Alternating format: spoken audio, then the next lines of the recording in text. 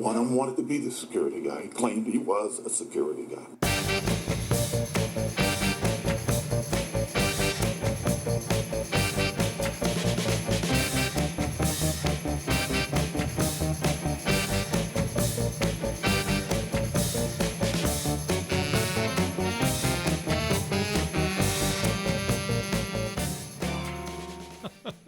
Welcome to another interesting version of Security Guy, already with Chuck, Homeostasis Harold. Yes, Homeostasis Harold. What the hell does that mean? Well, I'm going to explain that in 1 minute. Just a minute. Hillary hospitalized. Happy to be here. Weintraub. Okay, happy to hear. What's your Paul, name? I'm alive, Bristow. Yes, because your little accident Yes. today. Brushed with death. Near not brushed Close. with death. Yeah, All right. a couple of seconds earlier, I could have been on that crosswalk. Yeah, that's true. Actually. That's true. Yeah. So you cannot follow any of Paul's escapades on Facebook or Twitter because he doesn't post those things. Like you should. Why don't you put that all on Facebook and Twitter? I You should don't have want been to out there. see that. That's time. too scary. It's too close Scary. for It's too close for comfort. There's no scary in security, Miss Hillary. There's I no thought you were scary. supposed to protect me from Well, these that's things. true. Only with my voice, however. Okay. All right. So now, on my last show, we talked about my hospitalization, right? Mm-hmm. Now, it just so happens that today we're going to talk about that again, but in a different sense. So Which hospitalization was this? The last one? the most recent one, not the psychiatric one, but the actual other one, right? So at St. Joe's, and I had pneumonia and bronchitis and sinusitis and the flu. I and told all you that, to be blah, blah, blah. careful. He was sick as a dog. I was sick, and I was on. listen. I think I counted them up. Let's see: steroids, oral antibiotics, intravenous antibiotics, antihistamine, right? And then Oh, that's right. something yeah. that you inhale Yeah. that they use for asthma. That Not to mention all the over-the-counter stuff you probably took. that's right before that, right? So Mhm. I was a mess, and Mhm. it took me at least 2 weeks to get that stuff all out of my system. And when I came home, I had a list of what I was supposed to take, but it was complicated, right? You have to take this one between 1 and 2, and take this one only with Oh, cranberries, and this one standing on your head, and it was impossible to keep it all straight. And then after my illness, you mentioned your parents, Hillary, have this thing they're funding, backing a program to be what's a good term for it? An advocate for.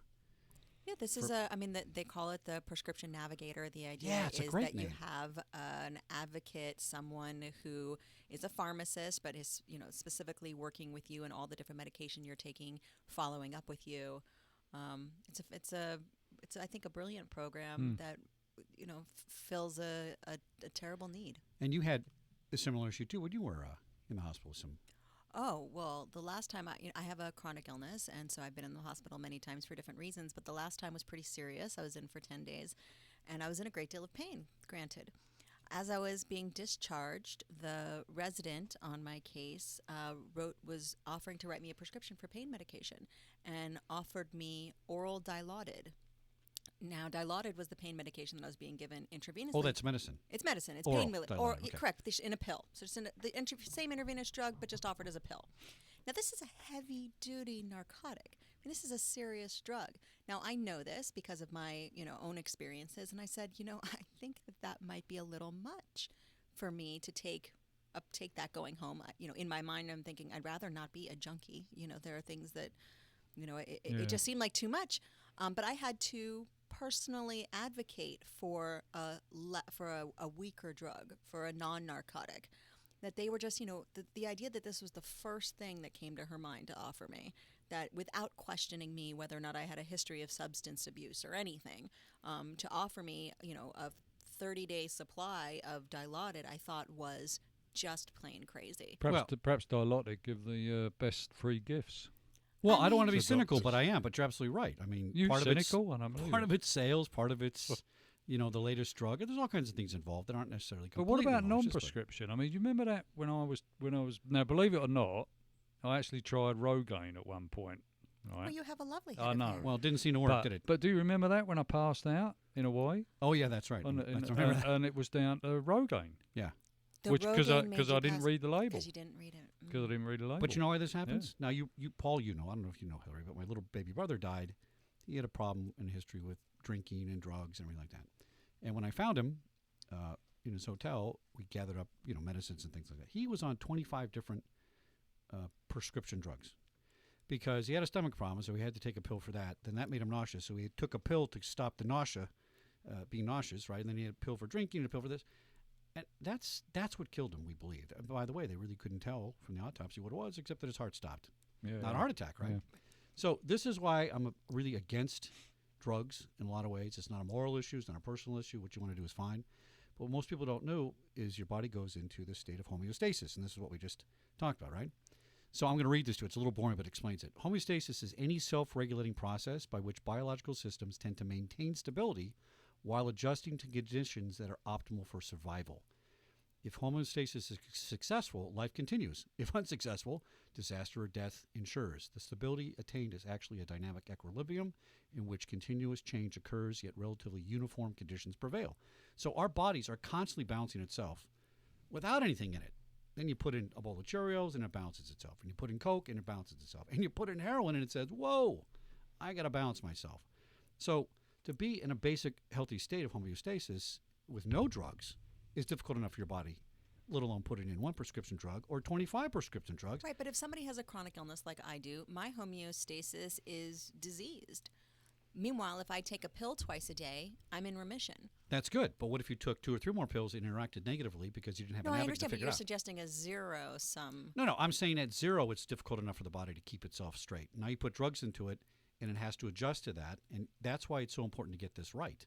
See what I'm That's saying? the key, right? That's So the key. it's not the idea is to have 0. The idea is to make sure that everything is working to create a new balance. Yeah, and my problem is you can give me a horse pill. I have an absorption problem, right? So they put me on oral anything, and it doesn't. Were you sure it was an oral horse pill? Okay, settle down. Okay, all right.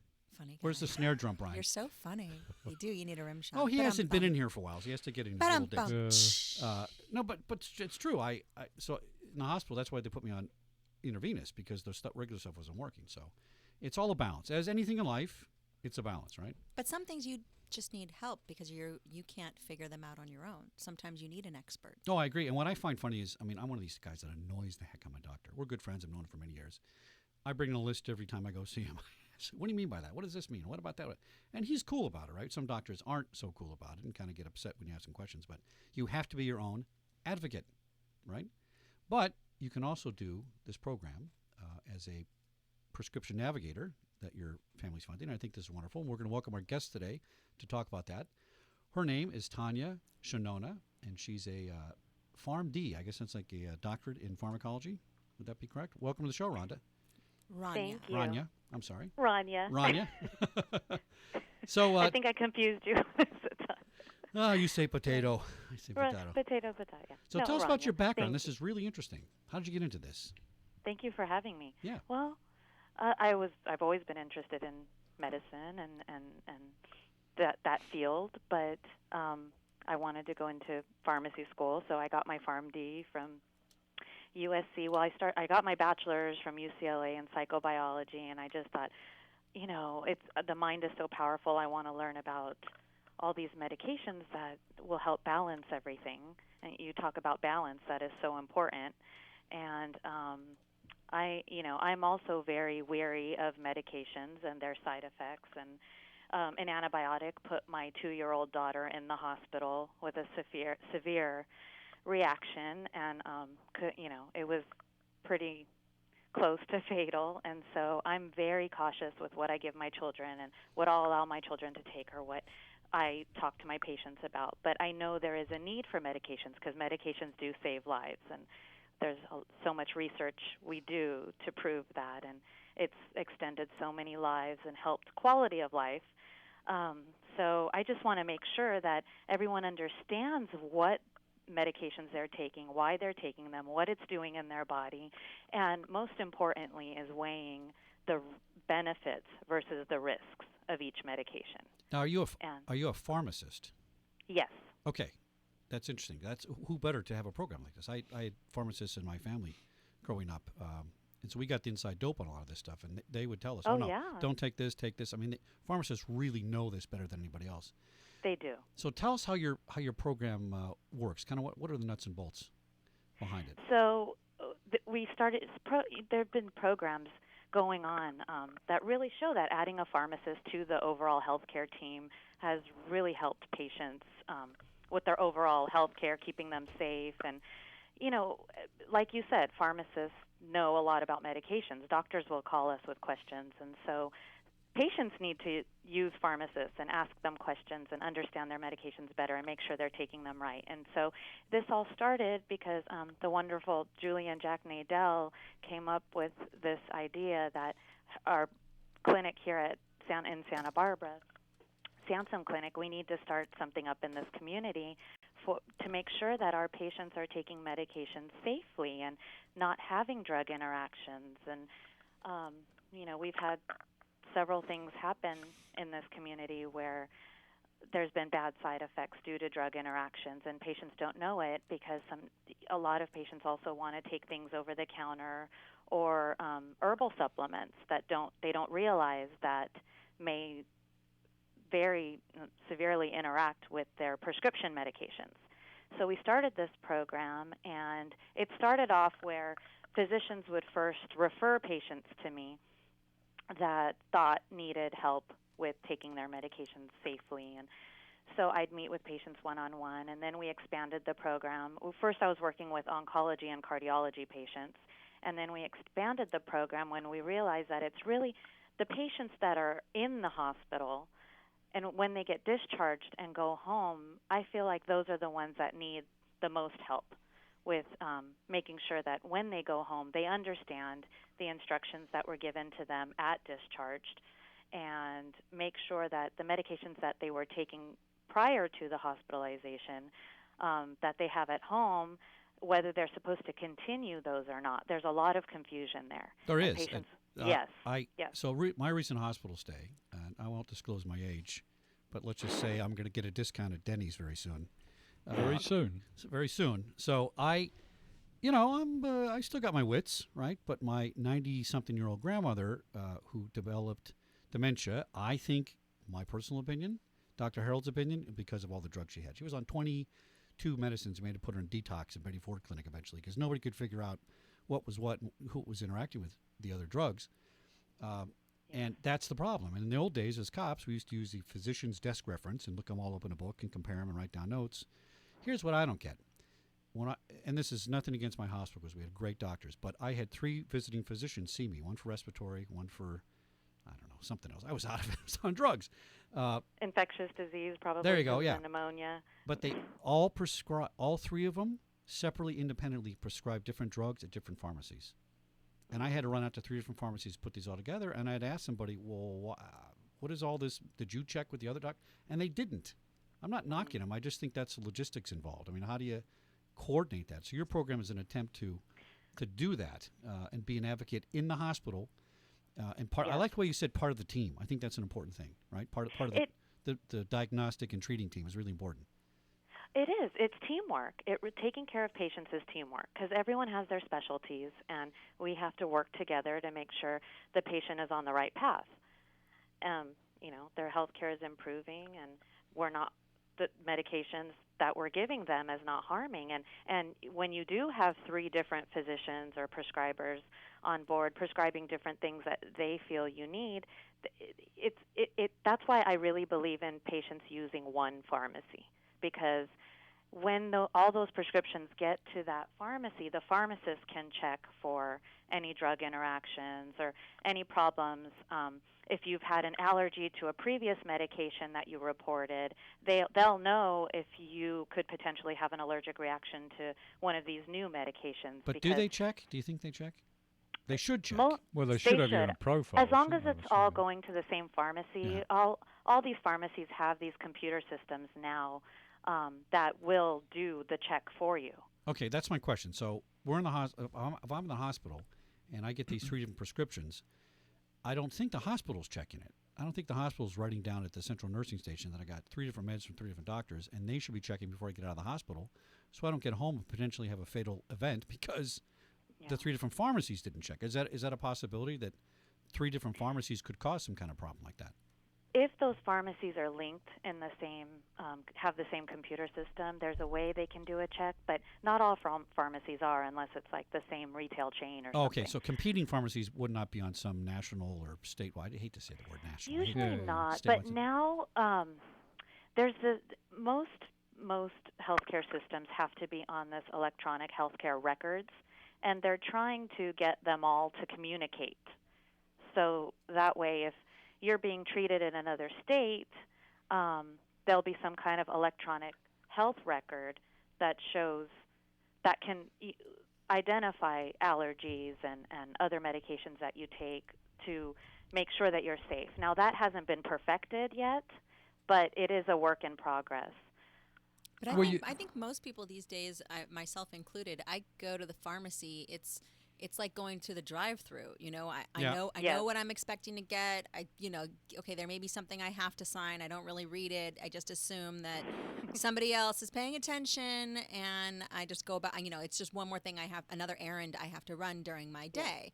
I think there's sort of a sense of gravity that's been removed from these medications, and what people don't realize is, it's a kind of scary stat, the number of hospitalizations that are due to people not taking their medication properly. It just so happens I have a statistic to back you up on that. Do you, Chuck? How coincidental. Shockadelic. Data suggests that only that's the wrong statistic. I'm sorry.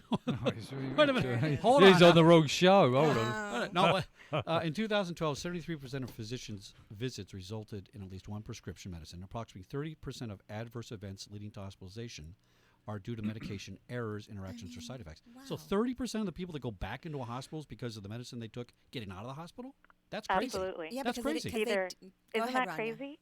Yeah, that is crazy. You would think with today's software that somebody would have produced something. I mean, I'm with Kaiser, and I go to the same place every time.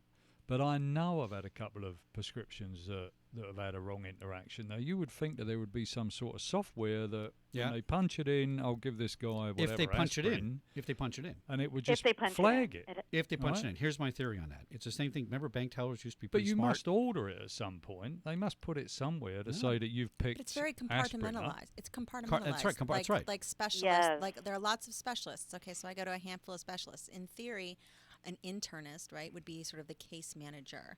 But if I don't tell my internist that I saw my dermatologist and they provided me with that, then they don't know.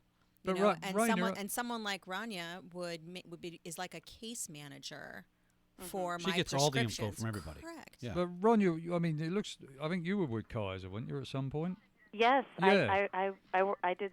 I was a manager at the pharmacy. I mean, it in always Kaiser. looks to me when I'm in there that they're putting something in your profile, and they don't do that. No, they're watching Game of Thrones instead. Hold that thought. We're going to be back in a minute on Security Guy Radio.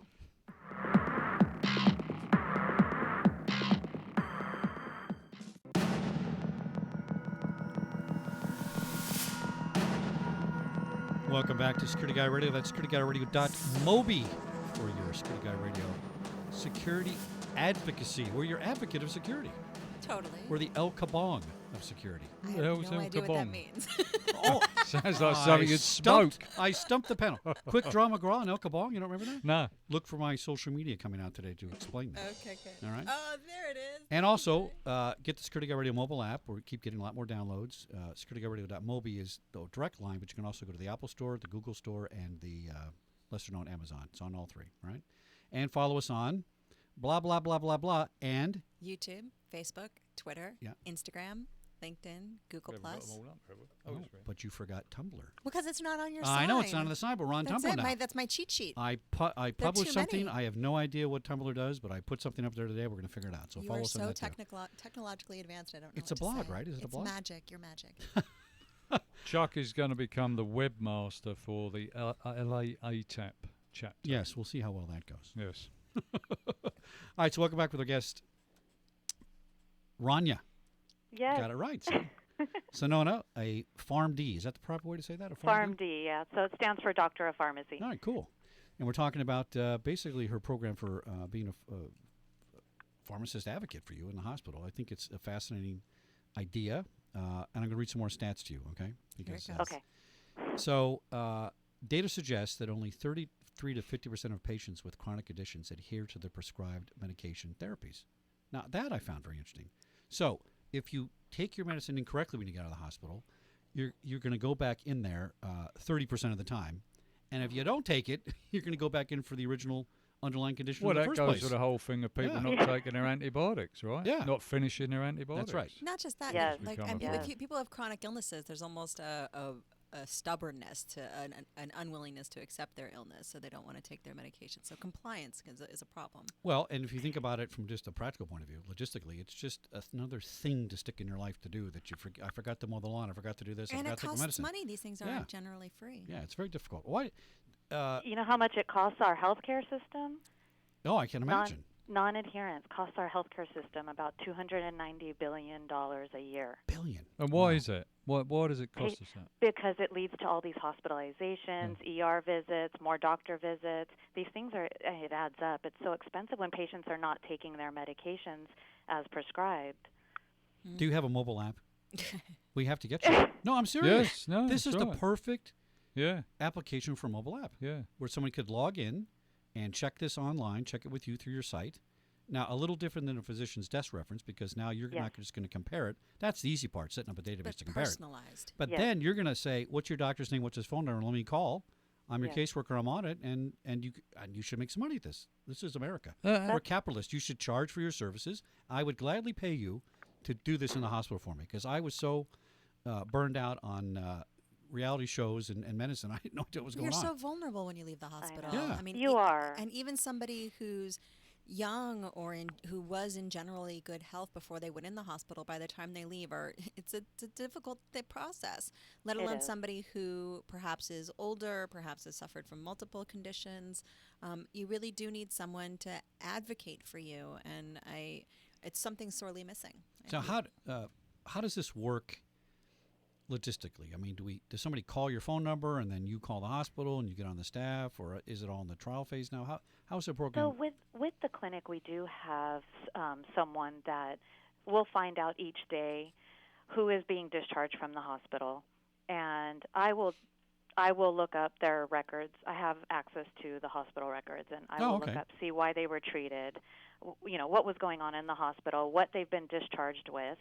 And then I will contact them to either meet with them face-to-face, or if they're not able to come in because they're just happy to be home, I'll help them over the phone in the comfort of their own home. I'll have them read their medication bottles to me right off the bottle, because sometimes they'll have a list that's not been updated, and if they read things off to me from a list that's not updated, then I can't help them effectively. So I'll have them grab all their bottles, read to me what's on the bottles, what they have at home, what they picked up from the pharmacy when they were discharged from the hospital.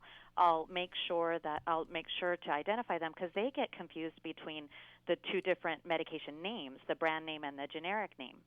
I have had several patients leave the hospital being told to stop this medication, and they're given the brand name of the medication. When they go home, the bottle that they have is the generic name. It's always the So generic. They look at all their bottles and they say, "Oh, I don't even have that medication they told me to That's stop an excellent taking." point. I can't get fat and non-fat milk right in the refrigerator. So, I mean, no, I'm serious. You look at those things on a bottle, it's never the name they told you in the hospital. Exactly. Because that's the expensive version, right? It's the generic or whatever version. That's a very, very good point. All right, so you're working with a hospital as part of this program. The hospital's bought into this. It's one hospital? One hospital here in Santa Barbara. Okay. And how do we get around HIPAA? I know. Well, exactly. not HIPAA, but I HIPAA. know. I have to think about what I say, because I'm so worried about a HIPAA violation. No, it's true. But no, I mean, for your program, so you become, just so everybody understands that you're not logging into their personal records because the hospital said it's okie dokie. You have to follow laws. Yeah, and no, procedures. exactly. I went You're part to of the HIPAA staff. classes with the hospital. I've been incorporated kind of into the hospital staff. Okay, good. As a sort of case manager for discharge patients. And so I can only look up patients that I've been told are being discharged from the hospital. Right. Okay. Then that's fair. I just want to make sure everybody understands that you're not just walking in there, grabbing a file, and going down to the cafeteria. She's just not a random stranger. Not a on the random street. stranger. She actually, this See, is her job. the HIPAA issue would be if you was to have an app. I mean, that would be a Oh, problem yes. with, That I could see what be. you're saying. yeah, if you had an app and you're Well, sending again, stuff you can via get the permission for internet and anything you stuff. want. You Well, can give away true. all your rights. There are all true. kinds of terms and what is the terms and agreements that you sign on Yeah. that you click Yes. OK on all the time. I'm sure that some language. Well, the reason could I'm be saying that drafted up. is if tomorrow somebody said, here's $1 gazillion and let's do this nationwide, the logistics involved in that are going to be difficult because, Yes. you're one person in one location and you would have to attach I mean, I know there's over 600 hospitals in California. I mean, it would have to grow quickly and work. And I think if you made it some sort of national, centralized process, it would just be convoluted. I think you have to keep it local. So you're attached to this hospital, Paul's attached to that hospital, and But I would love to encourage more hospitals to start programs like this and more pharmacists to get involved. And I believe pharmacists are great at this type of role. Oh yeah, and it's the person to go to. Yeah. Well, how would you envision making this a larger? Now, I'm not. You don't have to tell us what hospital you're at. That's fine.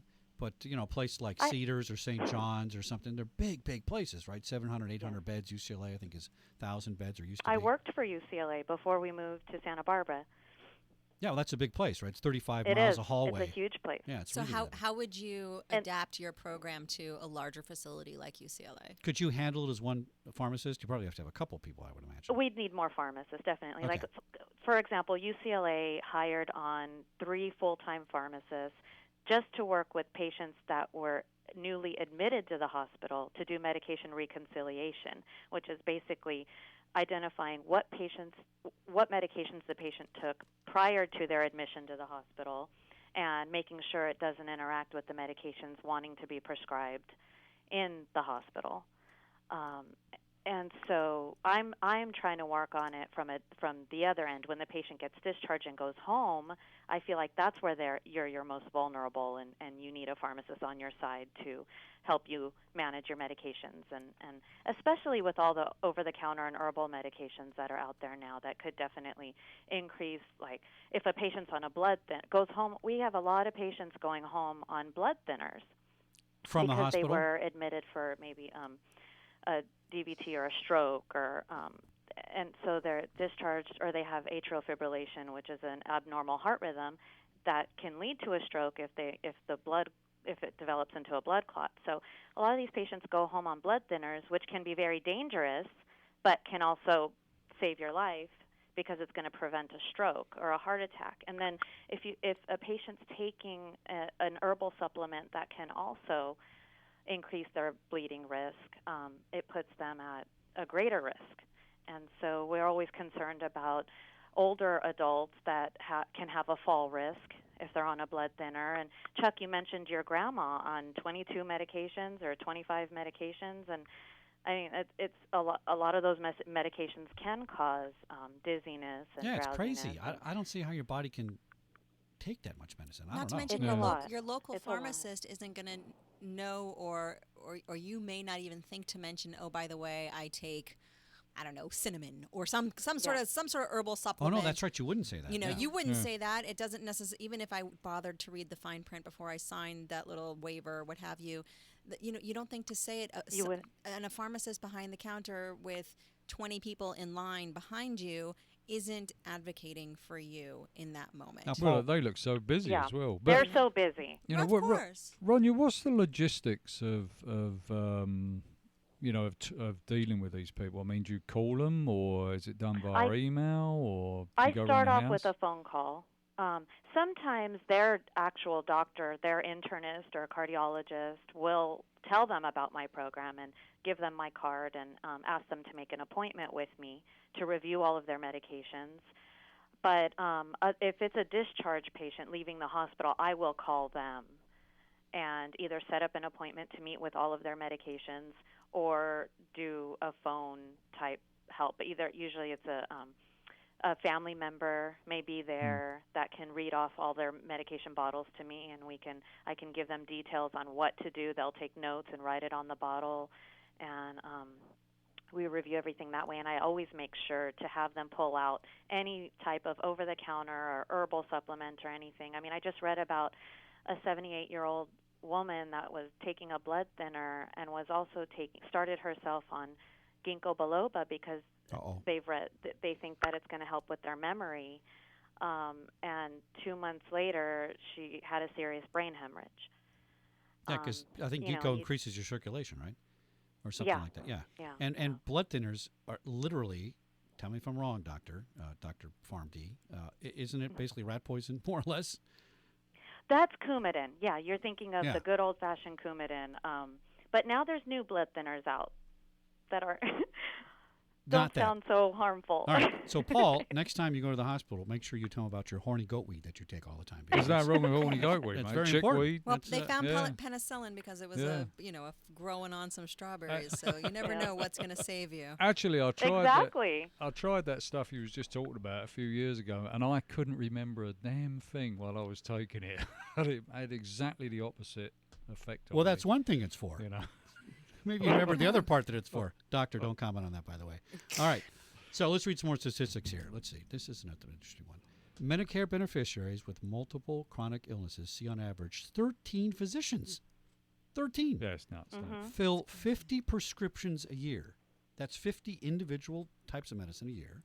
Account for 76% of all hospitalizations and are 100 times more likely to have a preventable hospitalization than those with no chronic illnesses. That boggles even security guy radio's mind, which is not Right. very big to boggle. But And it's, it makes you think that the amount of time and energy that's spent on fraud or waste, which I think is important and critical when dealing with Medicaid or Medicare, that a stat like this shows you that that's just a drop in the bucket. I mean, this is where the meat is. This is where This is it. these This is the cost. hospitalizations, right, Yeah. is the cause of all of that, overspending. so we don't need Obamacare. Yeah. We need Not to mention people people's suffering. watch their drug stuff. I mean, that's the cost right there. That's unbelievable. Yes, absolutely. That's what raises our healthcare costs. That's what raises our premiums and co-pays. And it just, if we could just reduce the amount of at least preventable hospitalizations, it would improve our healthcare costs. Now, here's what I I mean, don't get, yes. and I'm always a big pain in the ass. Whether I go to the hospital, Yes. This is a true story. the movie theater, I don't care where I go. I'm always asking people questions, and now I'm the crazy old guy, and that's kind of what my role is in life. But I go in the hospital, they check me in, and they ask the right questions. Can you give us your list of medicines? No, I can't because I didn't bring them with you because I was dying and I came to the hospital first. But let me go get them. So we took some pictures, brought them in. I thought that was going to be a priority to them. In other words, if I was the hospital and the nursing station and the doctor, the first thing I want to know is what's going on in your body. And they didn't get around to asking me all that stuff until about a day later, okay? Why isn't this mandatory, really, that the first thing you do as a doctor is call a pharmacist and say, I got him on 6 different things, pharmacist. What's going on here? I'm a doctor. I'm smarter than you because I'm a doctor. But I still should check with you because you're a pharmacist, right? And the reason I say this is my daughter just graduated nursing school. And I think it was last year, the year before, she took one of her finals and she got an A in her pharmacology, right? Oh, wonderful. And the dean of the school came up and said, that hasn't happened before. Nobody gets an A in pharmacology. How did you do it? Come lecture the school on how you did it. So she did that. And I said, I'm so proud of you. Well, how did you do it? She goes, well, if I give somebody the wrong medicine, they're going to die. You got to get it right. You got to get an A. And that's logical to me, right? Right. Yeah. What seems It's simple. absolutely It's right. logical. It's not that she's a brainiac. It's just that that's something that's a must to do, right? You got to get the Yes. medicine right. So why aren't the doctors better about this? Anytime my doctor hands me a prescription, I say, what's this, what's that? Once I had to go on one of the antibiotics that ends in a Y or something. I can't remember what it was. Anyway, you know what? You'll know what I'm saying when I tell you this. It Yes. it causes chronic ligament and tendon pain, and I didn't read up on that, and I took it for about a year, and to this day, I can't even touch my knees, let alone touch my toes, right? So I don't know why people aren't going here first as part of the diagnosis and as part of the pretreatment. This is what I don't get. Why does that not happen in the hospital? Why aren't they calling pharmacists? Why isn't a pharmacist sitting in the hospital as a full-time Well, is it because employee? they're so busy? Well, they could hire They a just sort of pharmacist. mean, That's all they do you is just go wanna around to get you every in and patient. out. Yeah, but couldn't they go to every patient's room as a pharmacist, just like the respiratory guy comes in, another guy comes in and says, what's going on here? Well, you got this medicine wrong?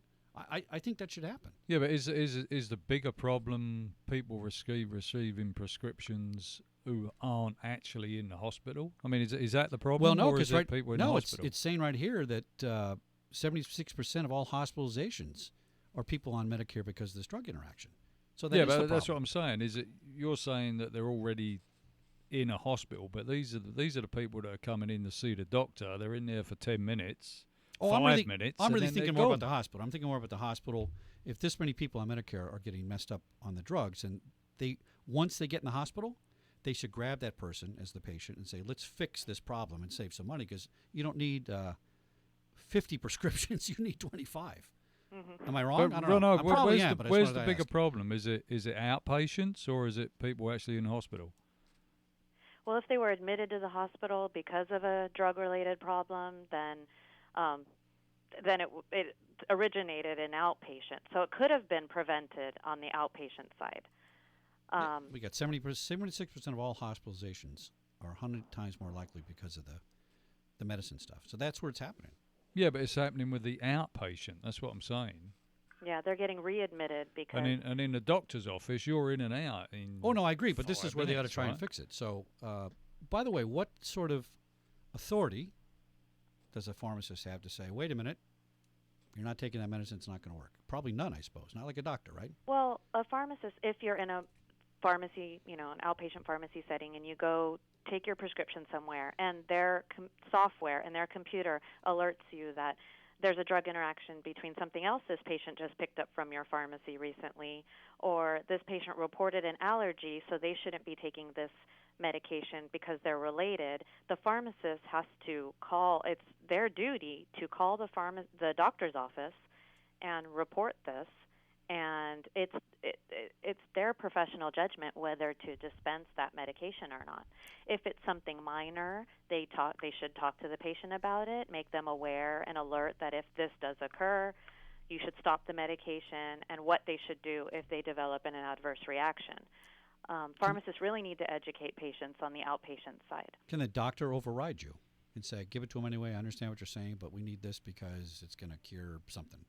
Yes, and there are those exceptions where a doctor will say, well, there's nothing else the patient. There are some patients develop resistance to a lot of antibiotics, right. And then if a patient is resistant to several antibiotics and they've narrowed it down to this one that's going to treat this infection, then they do make exceptions. Either they'll stop the other medication.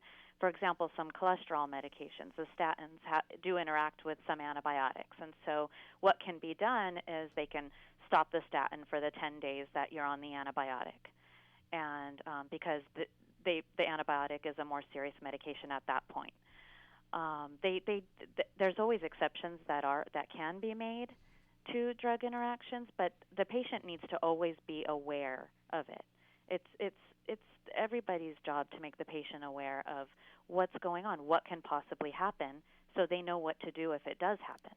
And Chuck, you talk so often about personal responsibility. I mean, that's so much about what this show is about. That's it's right. about being personally responsible. And so that means telling your pharmacist who, maybe is busy and maybe has 20 people in line behind you, that, listen, here are the list of medications that I'm taking. I want to make sure you have all of them. And here are the over-the-counter medications I'm taking.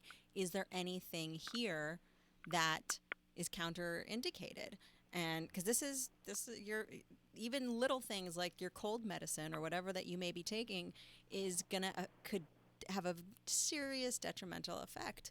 And to take personal responsibility for that until someone like Rania is in every hospital and doctor's office across the country. Yeah, it's up to us to really, right, Rania? You would say to really Absolutely. self-advocate. I have like a list of questions that I give some of my patients so they can know. I titled it "Know Your Medications. Talk with Your Pharmacist," and it's like a checklist of what questions you should be asking your pharmacist or your doctor about this newly medications you're prescribed. And we all need to understand our medications, and it is up to every individual to be their own advocate. I agree with you 100%. Okay, so here's why it's confusing. You watch all these beautifully produced, expensive commercials on TV about people walking through flowers and taking hot air balloon rides. And what the F is that commercial about? I have no idea what the drug is for, what it's treating, and at the end it says, may cause suicidal tendencies. You may kill yourself. Right. What do I want to take that for? Right. This is part of the confusion. Right, and why are they marketing to you directly anyway? I always find That's that, right. I always find that odd. Yeah. That's right. They want you to ask your They doctor. want you to ask your doctor, which just makes them Yes. a pusher, right? Like Exactly. at that point, if you're asking Yes. somebody to write you a script for something. It's very annoying. And by the way, Yes. why are all these drugs that are the big, giant, fancy things that cure your depression and it's purple and what? Why do they all say the same thing, that you're going to possibly kill yourself if you take this? What's the commonality of all these drugs? That there's more and more of them like that. Am I wrong? Seems like it. The ones on TV especially. They just keep creating more of them, and they hope that you don't hear that part when you're watching the commercial because you're so mesmerized by the commercial. But yeah, I mean, all those medications, they're meant to help us with our chemical imbalances. to treat our depression. But the problem is it could cause an even worse imbalance for Right. some people. You're out of and we're all, homeostasis. we all have a different chemistry, and the way we respond to medications is different. And so there is going to be that small percentage of people that have a horrible reaction to a medication. And so everyone needs to be monitored when they start a new medication. Everyone needs to understand what could possibly happen. So if something out of the ordinary happens, that when you start a new medication, you need to report it right away. The FDA even has a site where you report adverse reactions so they can kind of monitor what's going on with these new medications. And it's important to always report things that are out of the ordinary. I'm always fascinated by the fact that they invent medicine A for chronic illness A and find out, no, we'd also treat this other one over here. Oh, sure. That's kind of that's my interesting. medication. My medication was originally created to treat leukemia, and now it treats Crohn's disease. Really? Oh, Absolutely. Yes. Yeah. I mean, they're all. You find different indications. People are willing to, if you're sick, you're willing to try lots of things. I think one of the reasons why a program like this is so important is because medications become omnipresent. Oh, it's for everywhere. everything. It's the solution. It's the solution for everything. Yeah. It's on TV all the time. You go to the store, you can pick up what used to be prescription medication is now over the counter because it's become, so widely used. And I think that it just has become like Tic Tacs or anything else. It just doesn't have that gravity anymore. And people need to, be aware that simple personal responsibility can save your life, and by the way, your community apparently billions of dollars. What I find annoying and dangerous actually is sometimes when you have a side effect and you call the doctor up and say, "Here, look, I'm having," they don't believe you. Oh no, you can't. No, that doesn't happen with that. Well, yes, it does. Oh yeah. No, I've had that happen. Yeah. No, that's true. And I mean, I don't know why they're not reporting those side effects back. We the was doctors, you mean? Yeah, I mean, we was talking before we went on air that I received a steroid inhaler and had some unbelievable side effects with it. And when I called the doctor up, they said, "Well, no, you don't get that side effect." It's not on their checklist of side effects. It doesn't happen. Well, yeah. But maybe it happens because I wasn't doing anything else. Yeah. Well, Hillary, you had a great point during the break. We were talking about this. My grandmother, one of them was born in 1888, right? Covered wagon stuff, pioneers, Pacific Northwest. Her uncle was a steamboat captain on the Columbia. I mean, that's old school, right? They didn't have 25 medicines to take if you had a pain. You just went to your little house that you built by yourself and chopped some firewood and sat down with hot water for your feet and your whatever, or you died, whatever, right? Well, that's what happened. I didn't mean to laugh. It's true. It's true. She lived to be 100, by the way. Terrible reaction. She lived to be 100 without any of that stuff. She didn't have any of those drugs. It was the fireplace and the hot water bottle that just. Well, literally, it didn't have any heaters when she built her house, right? Of course. So my question is, not question. It's a question and statement. I don't think we know enough about this stuff yet. It's relatively been 125, 30 years since the onset of the drug age, so to speak, and penicillin, and that's all great. But now we have so many things. I'm not sure we're not killing ourselves slowly. 125. I mean, how long are you looking? 50, 60? Well, let's say 1900, turn of the century. I'm thinking that's when things kind of maybe started. Well, penicillin was the first one, really. And aspirin's a good one, But I mean, really, there's not enough Not information and data for us to great, know. Yeah, great thing. Not enough information to know what this is doing to all our bodies. It's curing some things, but our physiology changes as we age, and the way we respond to medications. Like there's a list of medications that the American Geriatric Society has on their website. It's called the Beers criteria. Have you heard of that? No, it's interesting. It's named after the late Dr. Mark Beers. He was a geriatrician and came up with these medications that should be avoided in older adults because of pharmacological properties and physiological changes and aging. And I'm wondering if your grandma was on some of these. It's this long list of medications, and just they're not safe to take in older adults. Right, so simple. That's right? very interesting. I never thought about that, though. Right, actually, but that's the point, right? We don't think about it. It's so we've gotten so far beyond just the simple realities of life, right? An 80-year-old is going to respond differently to medication than a 20-year-old. Absolutely. A woman is going to respond differently than a man. There are just some basic realities that we've gotten so far beyond because of our technological capabilities that we're missing the mark. Paul, don't take away Paul's horny goat weed when he's 80 years old. That's not going to. Sorry. He won't like that. Now, Chickweed, actually. half kidding though. Food interaction, right? So you Yes. eat less when you're older, so that's your absorption rate could be different because of that, and all the crap and all the food we eat nowadays, that has to Yeah. interact with all these drugs and stuff, right? If you're doing it a different way, so it's Yeah, just so much stuff to know. It's just impossible. But to that's get why right. having somebody advocate for you, to have a case manager, to look Yes. at the big picture is so helpful. We get so specialized. People have gotten so compartmentalized. In Yeah. life in general, everybody's so specialized. I think, sometimes to take a moment and look at the big picture. So is we never really got helpful. to the point of how this is expanded. I mean, how Right, can how this do be you- how do expanded? Well, you so this is all the first know. phase trial kind of thing, but I think we'd have to put in a big hospital, pharmacist on staff as part of the Yes. process to walk around and do the rounds. And you have a pilot program like this, and you show the success, right? Right. Yes. So I think that's really, that's why this is so important that we sort of get the word out about this, these types of programs, and show that they can be successful and can reduce hospitalizations and costs. Rania, and what are some of suffering. the big drugs nowadays that we need to think about in our different population groups, that are causing most of the problems that you see? Not by themselves necessarily, but maybe, statins don't interact well with Pepto-Bismol. I mean, that kind of stuff, right? I mean, what are we missing on that? Because in other words, you Statins have are all these getting- problems, but what's causing them all, right?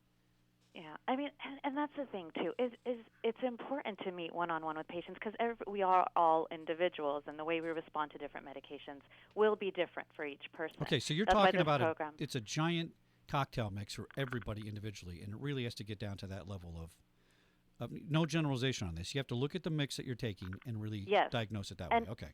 And individual, you have to hear the patient out. Like when I started taking this is how I felt. And I mean, statins are wonderful medications. They prevent heart disease. They prevent heart attacks. I mean, they've saved so many lives, but they do come with their risks. And so as long as we're monitoring their liver functions, make sure it's not affecting the patient's liver, and make sure they're not having these muscle pains that can, lead to a muscle problem, and then it's okay. Medications can be safe, and as long as they're taken correctly, and not interacting with other medications that can raise the level of one medication that can cause a serious effect. And all pharmacies are equipped with some software that can check for these drug interactions, but it's important that pharmacy know everything that each patient is taking. So I'm a huge fan of just using one pharmacy. So it's always good to tell your doctor to just send the prescription to one pharmacy. Blood pressure medications are probably the most prescribed medication out there. Oh, that's interesting. It's a society that says something. we have high blood pressure, Yeah. that's for sure. And but it's here's another fact that people with high blood pressure are more likely to be sent to the hospital to have strokes or heart attacks and have other healthcare problems than those that keep their blood pressure under control. But unfortunately, patients will stop taking their blood pressure medication because they feel fine. They don't feel like anything's wrong with them, That's a good point. and then end up in the hospital with a heart attack. Do you find the and then- opposite? Do you find that some patients take more medicine because it's not working? And I Yes. will confess that I'm kind of one of these people because I have an absorption problem. So for years, I have a lot of cracked spine, vertebrae problems, and I had a lot of back pain for a long time. Oh, so they give me ibuprofen, right? Yes. 1,000 milligrams, take it 3 times a day. Nothing. I'd rather hit myself over the head with a mallet. It would do better than taking that stuff. So then I said, See, well, I'm and- going to take an extra one, and then I found out I had a fatty liver one day because Yeah. it was hurting my liver, right? Yeah. And I was getting no effect from the drug. Do you see that in any patients where they over-medicate? I do. That's why I'm an advocate for using the smallest effective dose. Because when you increase doses of medications, that's when you get into the serious side effects. Like taking too much ibuprofen can also cause these stomach ulcers. And so it's important. If something's not working, tell your doctor and get prescribed something else. Because just taking more of it is going to put you more at risk of the side effects of that medication. Well, and you can't drink alcohol with ibuprofen. Then I'm out. can Yes. you? Oh, That's one of the Yeah. problems, right? It is. That's a problem. That's a Forget huge it. problem, actually. That's the biggest problem we have. Forget it. That's also a good question for the pharmacist. Can I have alcohol with this medication? So, Tanya, what not percentage isn't a fair question, but just your gut feeling on this. Yeah. How much of these drug problems are caused by the patient just not getting it right, or the drug interactions? Where do you think it falls there? It is just lacking.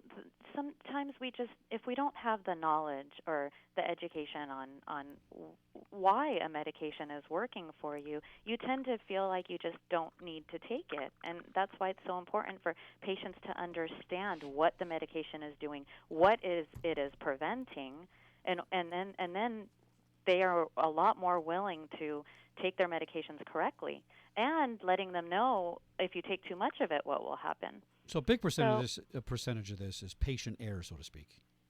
Like pilot error in a plane crash. We gave you all the directions. The drugs aren't really interacting adversely, but you're not taking them at the right times. You're not taking them at all. You're overtaking them. That's part of the problem. And a big absorption problem is knowing whether to take it with or without food. Just simple things like that can make a big difference in how the medication will work in your body. So it's just important questions to ask and things to understand. And if anybody has questions, because I'm open to answering questions as well. Patients can call me, or anyone who has just a possible drug interaction question or just curious about a medication. I'm happy to help. Now, did I pronounce your name incorrectly? Because I'm getting a little note here from Miss Hillary. What did I say? You Rania. You said Tanya. Oh, you know why I said Tanya? Because on the phone before the show, she told me my name rhymes it. with Tanya. So I was Well, I at was least it's rhyming not it. as bad as the police chief. I'm going to start calling you Tuck. You got the wrong police Okay, chief's Tuck. name. It's all the same. Okay, but I don't feel so bad. It's all the same. It's all the same, Tuck. I beg your pardon. All right.